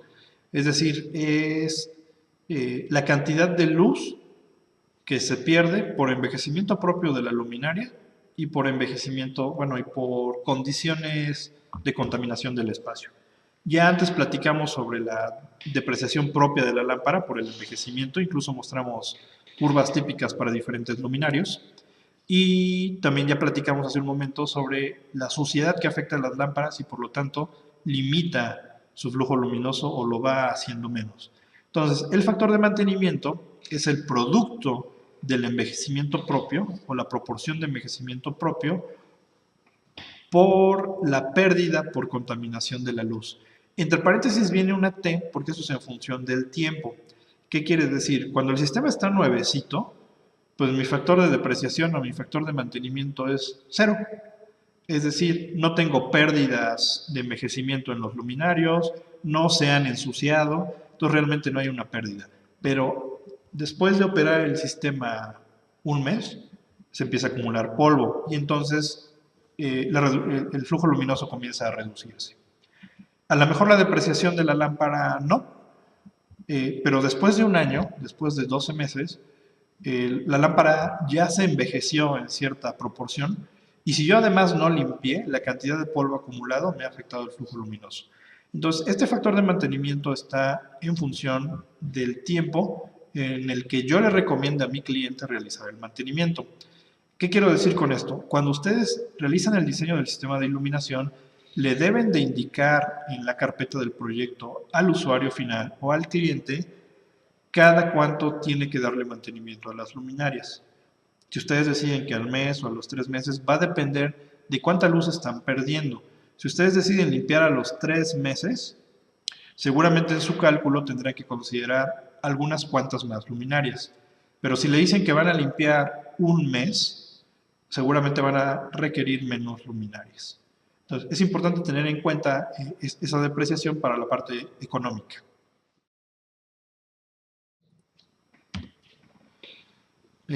Bueno, tratando de resumir un poco, cuando hacemos diseño, entonces nuestros elementos del diseño pues son las dimensiones del espacio y los acabados, el nivel de iluminación que yo deseo para el espacio. Les recuerdo, este nivel de iluminación se puede consultar en la NOM 025, aunque hay otros métodos más precisos. Hay que tener en cuenta también las lámparas iluminarias que vamos a ocupar, por lo tanto, estas definen la curva de distribución luminosa. Tengo que saber en qué proporción se va a depreciar el flujo luminoso de mi lámpara o luminaria. Tengo que conocer el grado de suciedad del espacio también para saber cuánto me va a afectar esto. Y desde luego tengo que tener en cuenta las consideraciones de potencia y eficacia. Esto es porque al final, cuando el sistema de iluminación empieza a operar, pues consume energía eléctrica y eso tiene un costo e incluso un impacto con el ambiente. Estos son los elementos que de modo global deben considerarse en el diseño del sistema de iluminación. Por ahí les había comentado cómo se determina el nivel de iluminación. Bueno, una forma es la NOM 025 y otra es algo que se conoce como categoría de iluminación de la Sociedad de Ingenieros de Iluminación. Lo que ofrece el método de categoría de iluminación es que la cantidad de luz que se requiere en un espacio depende del tipo de iluminación, es decir, si es general localizada o si es localizada, depende de la edad de los ocupantes. No es lo mismo la agudeza visual que tienen niños de primaria, que jóvenes universitarios, que adultos maduros o que personas de la tercera edad. De hecho, existe una curva de pérdida de la agudeza visual y esta curva empieza a los 10 años. Es decir, seguramente si ustedes hacen un poco de memoria, hace algún tiempo podían leer letras muy, muy chiquitas y ahora ya no. Eso se llama pérdida de la agudeza visual y si no les ha pasado, bueno, pueden checarlo con alguna persona mayor y pues él les dirá que en efecto, tiempo atrás podría leer las letras más chiquitas, ¿no? Entonces, la edad de los ocupantes es importante porque la agudeza visual cambia. Entonces, en función de esa agudeza visual, se va a requerir mayor o menor cantidad de luz. Dicho de otro modo, ante la pérdida de agudeza visual, pues hay que sustituirlo con una mayor cantidad de luz. Otro elemento que toma en cuenta este método de la categoría de iluminación es la demanda de rapidez y precisión. Ya lo habíamos platicado. No es lo mismo iluminar una sala de cirugía que iluminar una sala de dibujo. La demanda de rapidez y precisión entre una y otra puede generar un muy alto riesgo, ¿no? Si por ausencia de luz hay un error en una sala de dibujo, pues no pasa nada, se repite el trabajo. Pero si lo mismo pasa en una sala de cirugía, no se puede repetir el trabajo. Entonces, esta demanda de rapidez y precisión es importante. Y finalmente, la reflexión del espacio. No es lo mismo espacios con alta reflexión que espacios con muy baja reflexión, puesto que absorben demasiada luz. Entonces, también se toma en cuenta esto en el cálculo del nivel de iluminación. Y bueno, ya lo habíamos comentado, la forma más sencilla de determinar la cantidad de luz que yo requiero en un espacio, expresado en luxes, lo pueden encontrar en la NOM 025 de la Secretaría del Trabajo.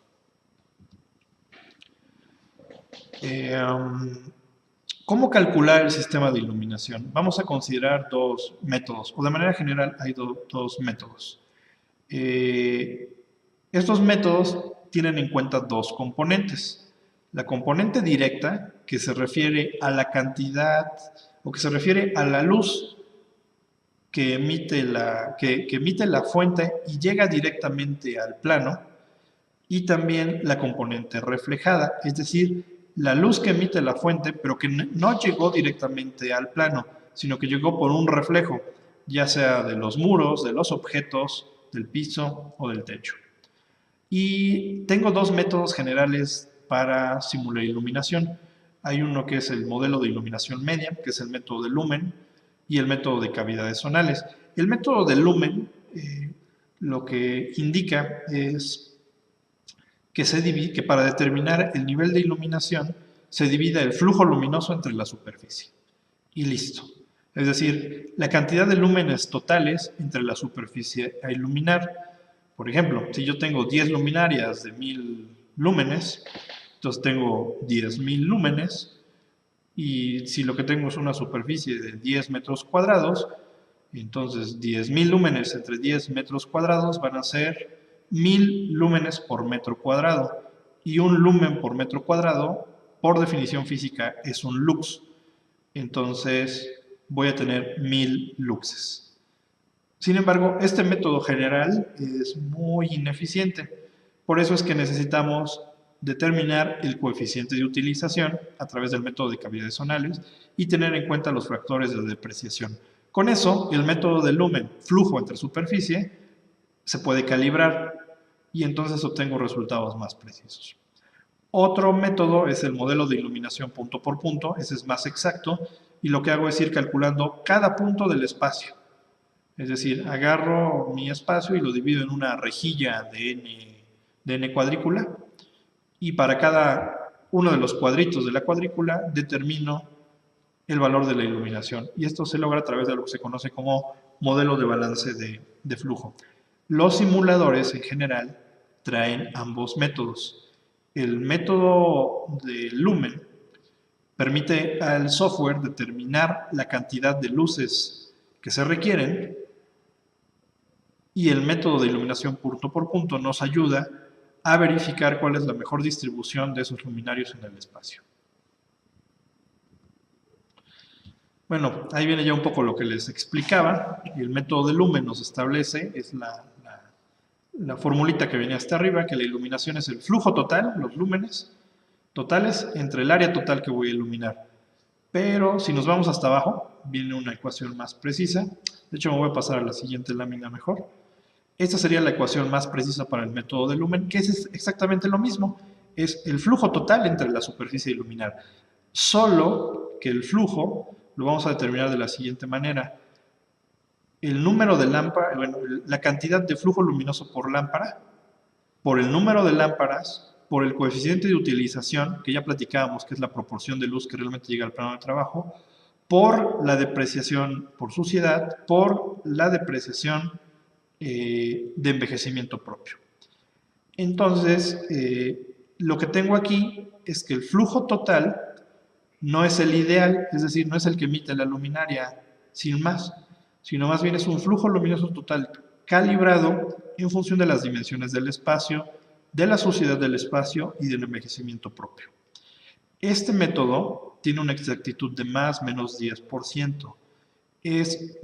Realmente es muy preciso y es muy útil y muy rápido para determinar la cantidad de luces que yo requiero en un espacio. De hecho, en un software por computadora, determinar la cantidad de luces que requiero para un espacio me puede llevar 5 minutos, no más, simplemente introduciendo las dimensiones del espacio, los factores de reflexión y seleccionando una curva de distribución luminosa, prácticamente con esos datos o teniendo la tabla del fabricante. En 5 minutos puedo saber cuántas luces requiero para un espacio de acuerdo al nivel de iluminación que me interese. Es un método muy, muy eficiente. Continuamos. Y bueno, vamos a lo que se conoce como modelo de balance de flujo. Esto es lo que realmente hacen los simuladores. Los simuladores determinan la cantidad de luz en cada uno de los puntos del espacio y esto lo realizan a través del modelo de balance de flujo. El modelo de balance de flujo lo que establece es que cuando nosotros encendemos una luz, pues por la rapidez con la que se emite la luz, el ojo humano pues no se da cuenta de lo que hace. Pero básicamente los fotones de luz, las partículas, salen y empiezan a impactar contra todos los objetos de una manera rápida y que tiende a infinito. Entonces el ojo no lo percibe y lo que percibe es un modelo balanceado, es decir, como el promedio de la energía que está en el espacio. Y por eso se le conoce como modelo de balance de flujo. Lo que establece el modelo básicamente es lo siguiente. Para un espacio interior yo establezco una rejilla, como la que se muestra en pantalla en verde. Y eso lo determino a través de una matriz XY. Posteriormente calculo las distancias que hay de la fuente de luz a cada uno de los puntos. Y con eso obtengo pues un arreglo de distancias.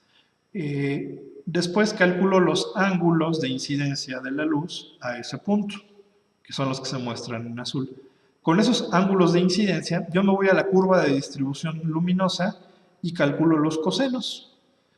Adelante. Me voy a la curva de distribución luminosa, calculo mis cosenos, adelante. Y entonces obtengo las intensidades luminosas a todos los puntos y de ahí derivo el valor de la iluminación. Es un proceso realmente no complejo, del que no nos tenemos que preocupar por calcularlo. De hecho, esto que les estoy explicando es mera cultura general, porque ya nos lo resuelve el simulador. A menos que por ahí hay algún ingeniero que se interese, con todo gusto platicamos sobre cómo se determina, pero en realidad esto es lo que hacen por detrás los simuladores para determinar punto por punto cuánta luz hay en el espacio. Finalmente, lo que ocurre en el modelo de balance de flujo es esto, ¿no? La luz se emite y se refleja de manera infinita en el espacio, obteniendo un modelo general. ¿Qué le faltó a lo que expliqué hace un momento? La componente indirecta o la interreflejada. Es decir, también los programas de computadora calculan la cantidad de luz que reflejan los objetos y cómo estos tienen una repercusión en el entorno general. De esta manera, en general, se realiza una simulación de un espacio. La componente indirecta es un poquito más compleja de calcular. De hecho, nada más de ver eso, pues da flojera. Pero es bonito realizar el cálculo, pero pues al cliente realmente no le interesa esto. Lo que él quiere saber es cuánto le va a costar el proyecto y si va a cumplir con sus requisitos.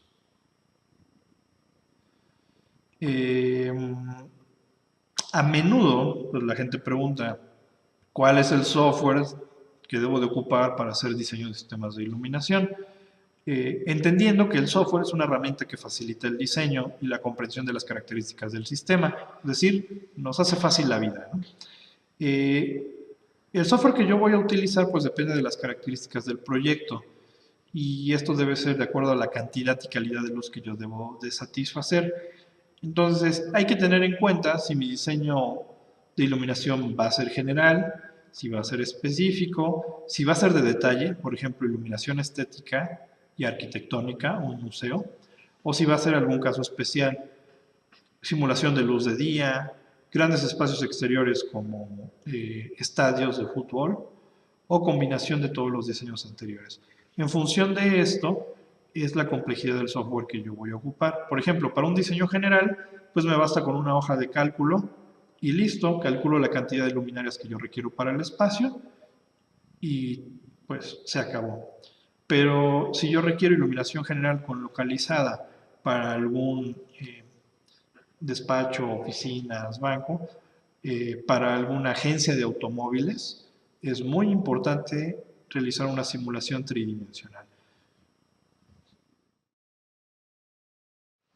Bien, vamos a platicar sobre generalidades de iluminación exterior. La iluminación exterior, a diferencia de la iluminación interior, pues podríamos decir que es más sencilla en cuanto al cálculo, porque no tenemos componente interreflejada. Es decir, toda la iluminación se calcula a partir de la emisión de la fuente, la componente directa que va a llegar al plano. En iluminación exterior, una de las principales cosas a iluminar pues son las vialidades. Entonces, una referencia la pueden consultar en la NOM 013 de la Secretaría de Energía. Esta norma nos establece los niveles de iluminación y los niveles de luminancia requeridos para avenidas en nuestro país. Lo que establece pues son tipos de superficies, porque no es lo mismo el asfalto que el concreto en cuanto a reflexión. También cuando se moja el asfalto o se moja el concreto, su nivel de reflexión de la luz cambia. Entonces, por eso es importante tener en cuenta el tipo de superficie. También el tipo de vialidad. Habíamos platicado sobre la rapidez y la precisión. No es lo mismo iluminar un bulevar muy concurrido que una pequeña calle en un fraccionamiento privado. De hecho, pues una pequeña calle en un fraccionamiento privado requiere menos luz que un gran bulevar. La diferencia aquí quizás son las autopistas. La recomendación para las autopistas es que estén bien iluminadas, pero es muy costoso. Sería muy costoso iluminar las autopistas. Es por eso pues, que se ponen los fantasmas o se colocan los materiales reflejantes que aprovechan la luz de nuestro vehículo. La iluminación vial determina no solo el nivel de iluminancia, o sea, los luxes, determina algo que se llama luminancia. La luminancia es la luz reflejada que nuestro ojo percibe y esa es la que se ocupa para hacer iluminación vial o para diseñar sistemas de iluminación vial. Y también tenemos que tener en cuenta los niveles de uniformidad. El nivel de uniformidad, tanto para interiores como exteriores, es la relación entre el valor máximo y el valor mínimo del diseño. Diferentes normas establecen estos niveles de uniformidad. Particularmente para México, los únicos niveles de uniformidad son los que se indican para iluminación vial en la NOM 013. Para interiores no tenemos. Y bueno, aquí lo que se muestra es una pantalla en Dialux de un diseño de una vialidad. Básicamente el software lo que permite es la introducción de los archivos fotométricos, el diseño del ancho de la calzada, la longitud no, porque es una muestra de calzada, y podemos ver en colores falsos los niveles de iluminación.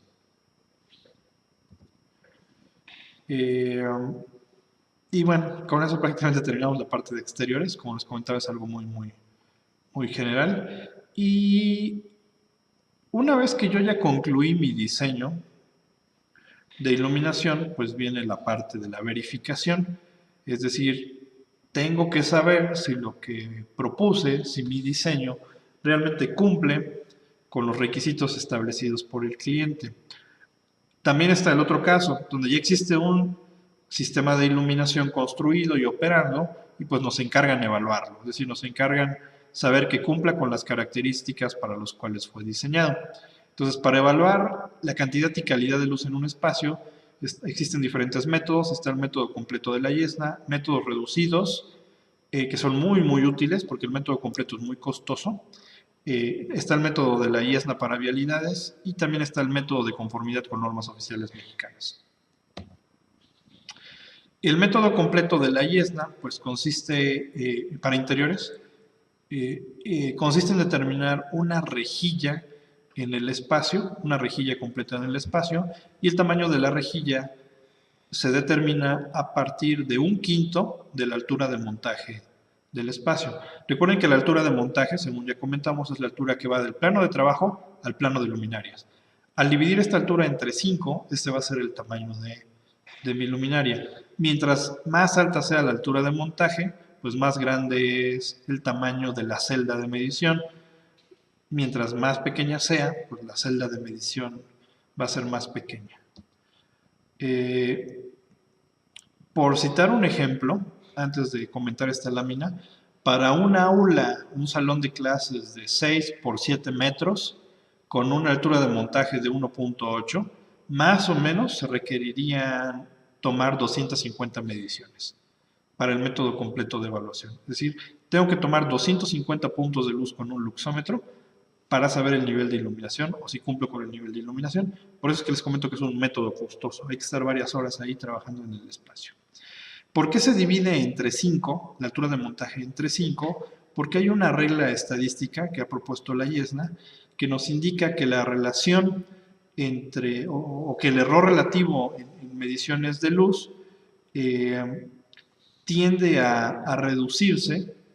El error tiende a reducirse conforme yo me alejo conforme el medidor se aleja de la fuente de luz. Si yo acerco mucho el medidor a la fuente de luz, lo acerco demasiado, el sensor se satura y el error de medida es muy alto. Por eso es que, que mientras más cerca esté yo del medidor, el error es más alto. Entonces, lo que dice la regla de las 5 veces es que si yo me alejo 5 veces el tamaño de la longitud del luminario, el error empieza a acercarse a menos del 5%. Entonces, mientras más lejos tome la medición, es mejor. Adelante, y como comentaba, pues hay una rejilla imaginaria y sobre esa rejilla, pues cada punto de la rejilla se toman las mediciones de luz. ¿Qué obtengo de mi evaluación? Pues la iluminancia media, la iluminancia mínima, la iluminancia máxima, el factor de uniformidad y la relación de uniformidad, que son cocientes de la media respecto a la máxima y de la mínima respecto a la máxima, el rating de iluminancia, que se refiere a del total de puntos, qué porcentaje cumple con el nivel de iluminación de diseño. Por ejemplo, si yo tengo un rating de iluminancia de 50%, quiere decir que la mitad de los puntos medidos cumplen con el nivel de iluminación de diseño.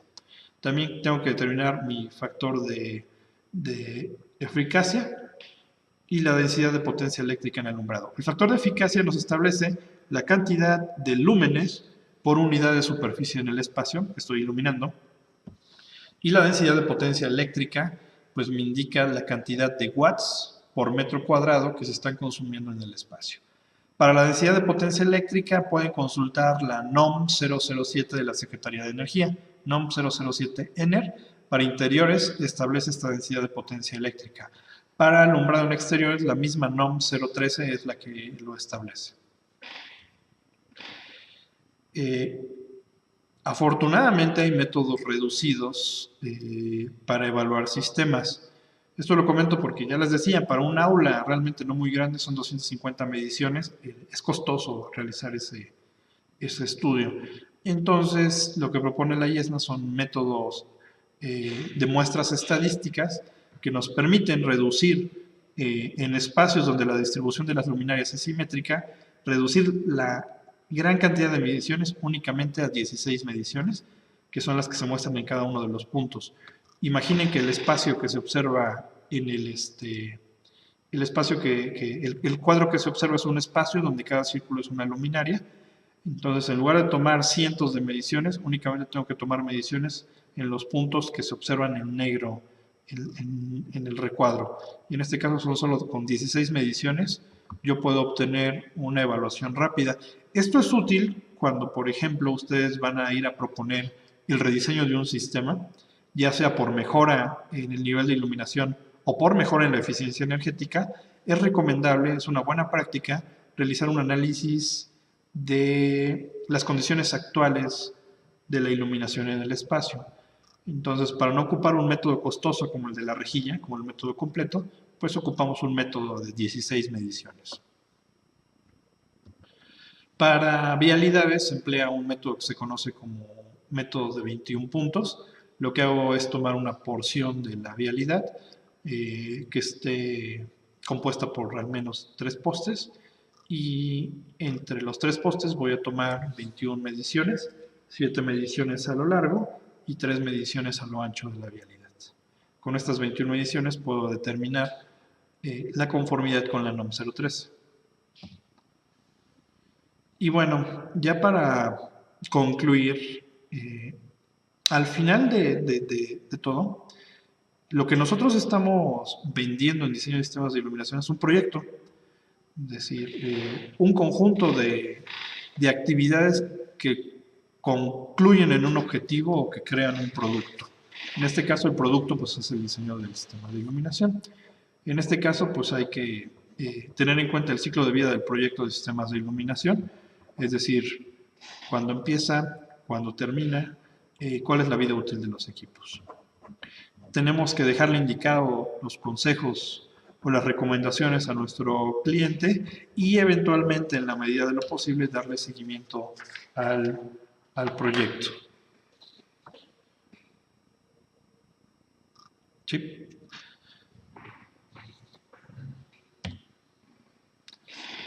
¿Cuál es el ciclo de vida de un proyecto? Esto ya es hablando de manera global. Todo proyecto, cuando les dicen, si ustedes dicen, ¿qué hago? Pues hago proyectos de arquitectura, proyectos de iluminación, proyectos de instalaciones eléctricas.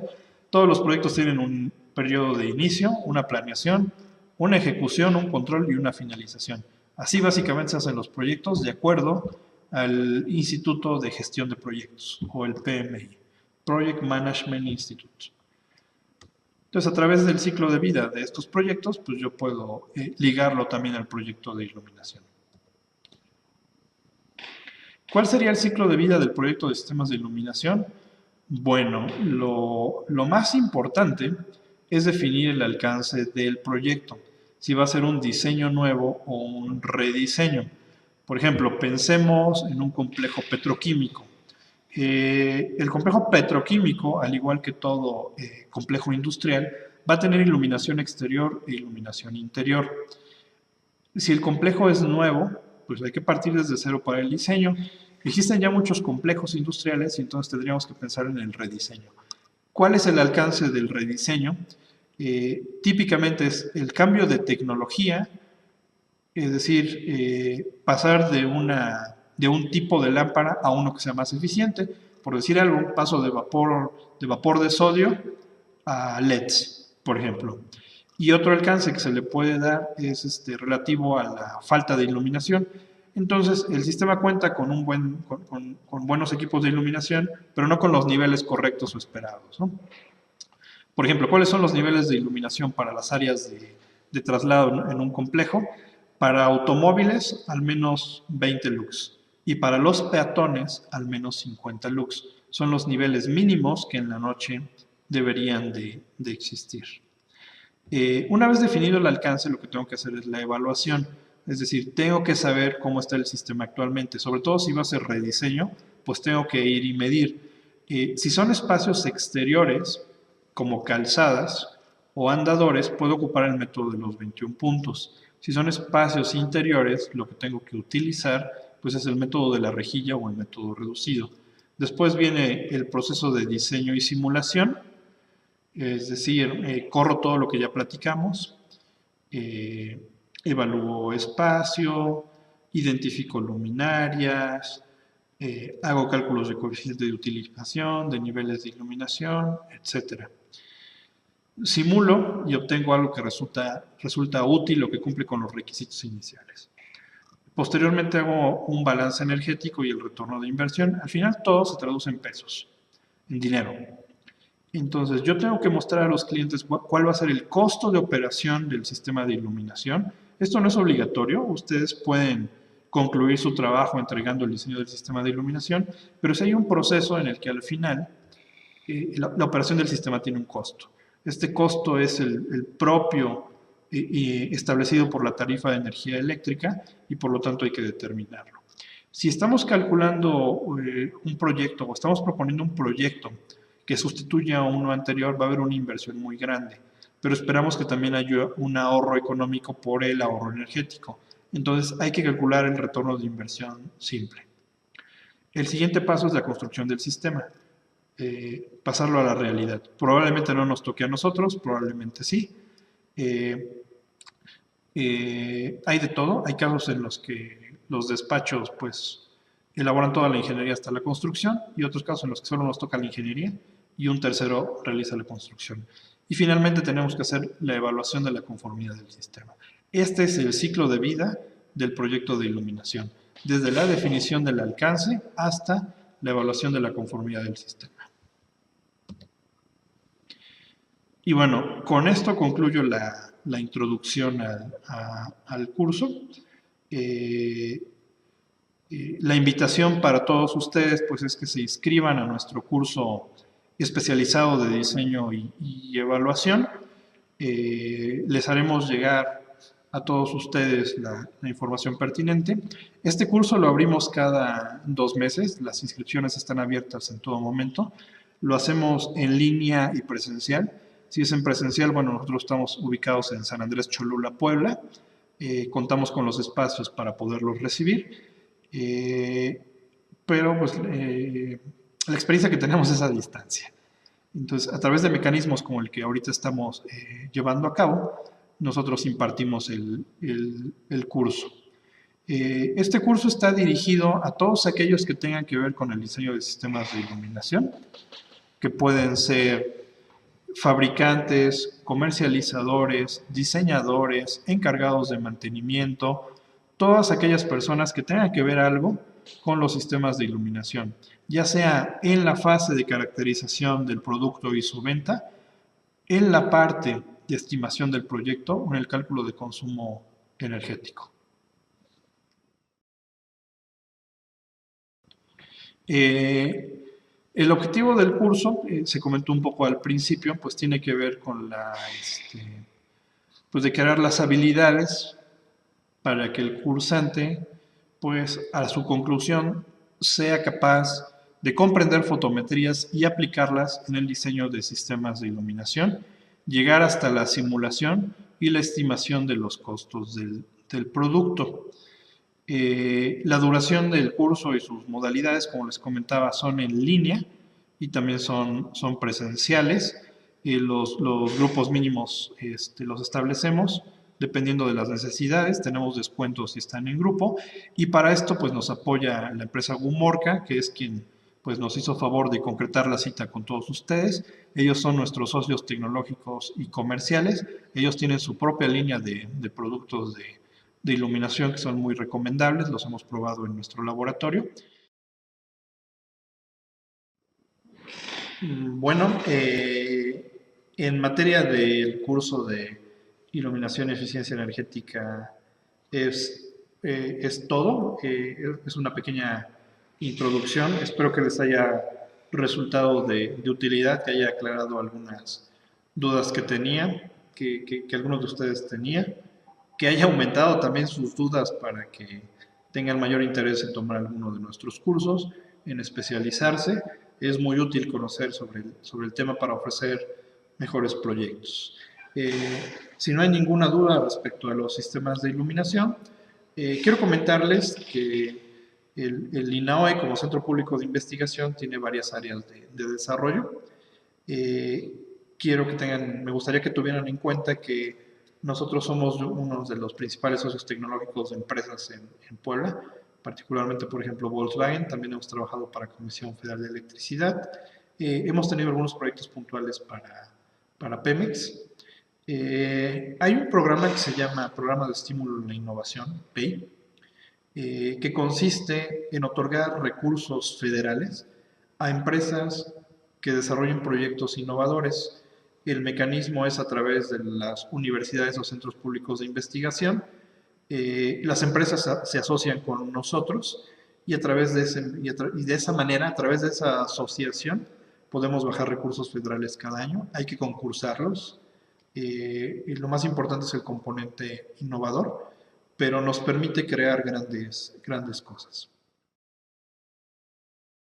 Nuestros servicios en cuanto a protección contra descargas eléctricas atmosféricas, rayos, pues, México es uno de los países que más impacto de rayos tiene en el mundo. Nuestra media nacional es de 3.5 rayos por kilómetro cuadrado en el país.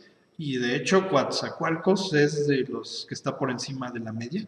Creo que con alrededor de 5 punto y fracción rayos por kilómetro cuadrado. Atendiendo esa necesidad, en el instituto hemos realizado investigación, primero estadística, para determinar precisamente pues, la densidad de descargas eléctricas en nuestro país, que llevaba muchos años sin actualizarse. Actualmente nosotros contamos con un mapa de densidad de rayos de todo el país actualizado a esta década, lo cual es, son valores muy importantes para el diseño de sistemas de protección.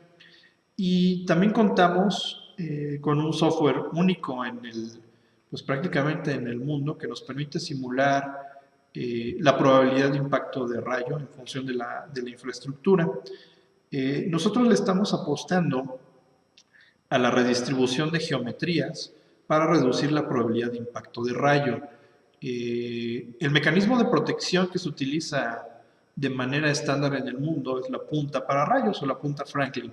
La punta Franklin lo que provoca o lo que produce físicamente es una concentración de carga en su punta. Al concentrar esta carga, acelera la formación de lo que se conoce como líder ascendente, que es pues la formación de un puente de descarga electrostática que concluye en el impacto de rayo. Es decir, las puntas de protección lo que hacen es garantizar que el rayo impacte en la punta. Entonces, en realidad no hay una protección evidente, sino más bien es garantizar que impacte en un punto para tratar de proteger otros. Sin embargo, el impacto de rayo, pues no termina con el impacto, tiene afectaciones paralelas. Cuando cae la descarga eléctrica, se crea una tensión eléctrica en todos los paralelos conectados a tierra, llámese computadoras, transformadores, televisiones, que se ven afectados. Aun cuando el rayo cae en el pararrayos, afecta a todo lo que esté cerca. Lo que nosotros ofrecemos es un análisis a través de simulación por computadora de la infraestructura y de cómo el campo eléctrico se distribuye en la infraestructura. Identificamos puntos que tienen mayor riesgo y estos son los que protegemos. La forma en la que lo protegemos es a través de una redistribución de la geometría. Para esto ocupamos terminales aéreas no convencionales, no son puntas para rayo, son puntas que redistribuyen el campo suavizándolo, son pues puntas en forma de erizo o como las flores de dientes de león, son unas esferas multipunta que nos permiten realizar la redistribución del campo eléctrico y por lo tanto reducir el impacto por rayo.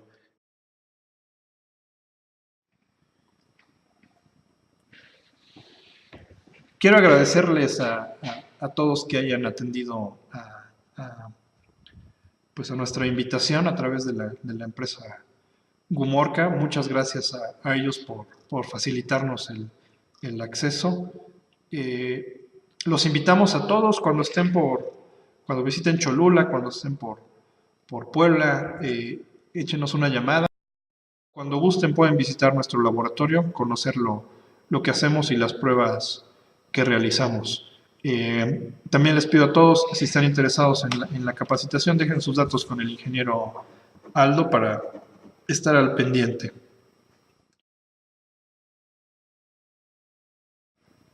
Agradecemos pues también al CEMIC, a la Cámara que nos facilitó los espacios, los accesos y la apertura. Estaremos muy gustosos de hacer un convenio de colaboración. El INAOE no nada más es el laboratorio que ustedes están viendo. De hecho, este es un pedacito muy pequeño de todo lo que hace nuestro instituto. Está más centrado en la investigación. En Puebla tenemos convenios con las diferentes cámaras, la de comercio, la de la industria de la transformación, la de manufacturas eléctricas locales. Nos permite acercar soluciones tecnológicas del sector académico y científico a las necesidades de la industria. La realidad es que esta es una situación que en México desafortunadamente no tiene el impacto que pudiera tener, pero a través de relaciones como estas entre la investigación, la academia y la industria podemos crear soluciones útiles para nuestro país. Con todo gusto a los colegas de la CEMIC, cuando estén en Puebla o cuando gusten, las puertas están abiertas para visitar nuestro instituto y para platicar con nuestro director general, el doctor Leopoldo Altamirano Robles.